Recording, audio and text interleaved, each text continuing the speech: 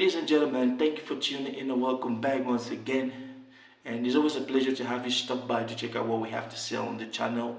If you don't know me or if this is your first time stopping by, they call me Mr. J, and we are proudly Mobile London on Mr. J's Reaction. It would be an honor and a pleasure to have you be part of the family. So please do think about, joining and subscribing, sharing. Okay. Now, ladies and gentlemen, I want to talk about there is a politician in South Africa he is quietly and he is fiercely being rejected. But that politician is actually who South Africans need today. I want to talk about Comrade Julius Malema.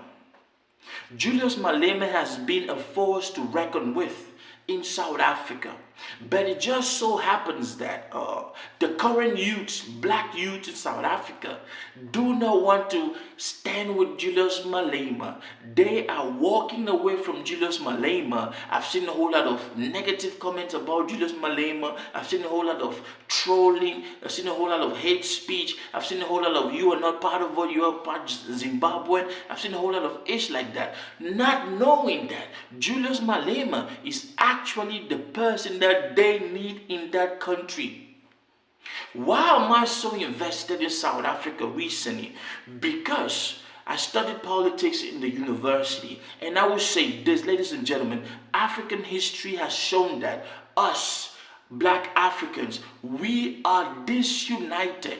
Africa is supposed to be a formidable force, but when we have youths like those we see in South Africa today who push a crazy agenda, who decided that it is better to kiss ass to our white colonizers than to, form a bond with our brothers who helped us during our fight to get to this level of independence. Now, if you don't know, there was a time South Africans migrated to Botswana, Zambia, Tanzania, and stayed for a couple of years, 5, 10, 20 years, and then they came back.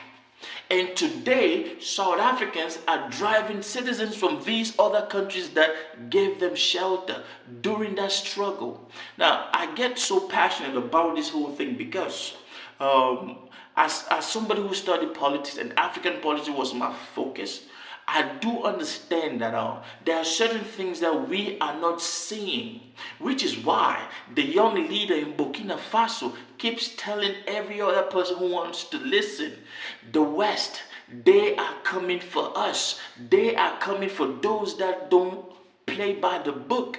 And we are basically being disunited. Black South Africans, South Africa is one of the great countries in Africa. Yes, in Africa, I talk about Nigeria, and then South Africa comes second. Any other country can fall in any other line. Let me say this. South Africa is one of those countries that is supposed to be bonding with every African countries in Africa, not just down south. You need to be bonding with people in Sub-Saharan Africa, West Africa, East Africa, just to be sure that if anything goes south, you will be blessed. Let's come back to Julius Malema. And this is what Mr. Julius Malema has been pushing for his whole life. This man has been opening the black South Africans' eyes to see. But for some weird reason, people keep leaving the EFCC and starting their own parties individually. Of course, there's a gang of criminals who started the PA. I don't know how all of a sudden you guys applaud these people. But guess what? Professor PLO says in one of his speech, it seems as if in Africa, we elect wolves in to take care of sheep. And then we wonder why wolves, when we come back to ask where the sheep is going, the wolf has eaten the sheep. This is exactly what is going down. And who is funding some of these people, promoting this xenophobia to push other black Africans away, or to distract these folks from focusing on the real issue, which is the land? Guess which politician has been doing that until people started thinking he's crazy? Julius Malema.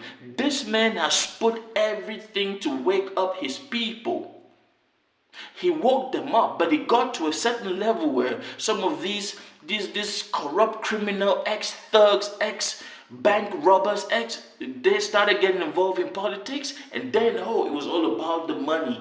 You start having hustlers in politics. That is the type of the outcome that you will get. A bunch of people who think that politicians or peoples like Julius Malema are stupid.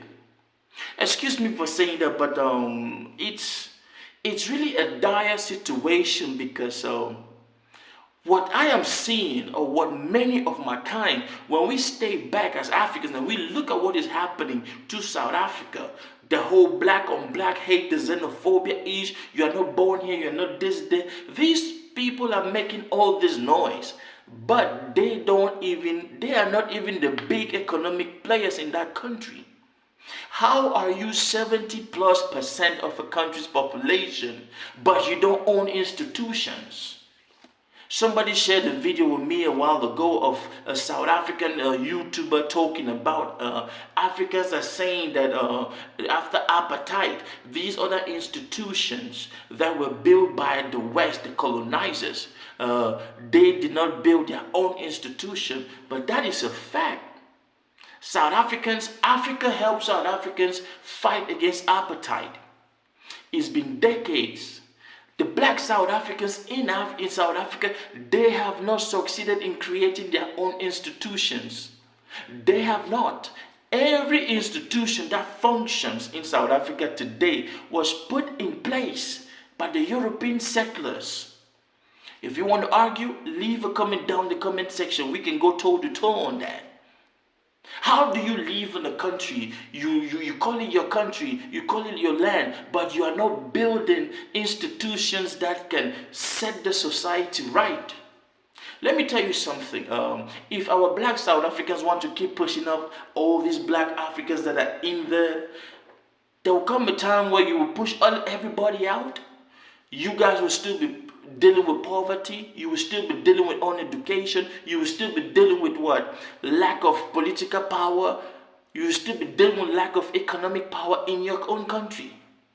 Prior to the influx of immigrants to South Africa, blacks were already going through poverty, discrimination, and everything. And which is because the whites, the European settlers, in South Africa, they own all the institutions, they own all the businesses, they own all the land. I have never understood how this whole conversation started in the first place, but the more I dig down, I'm starting to see a clear picture of what is going on.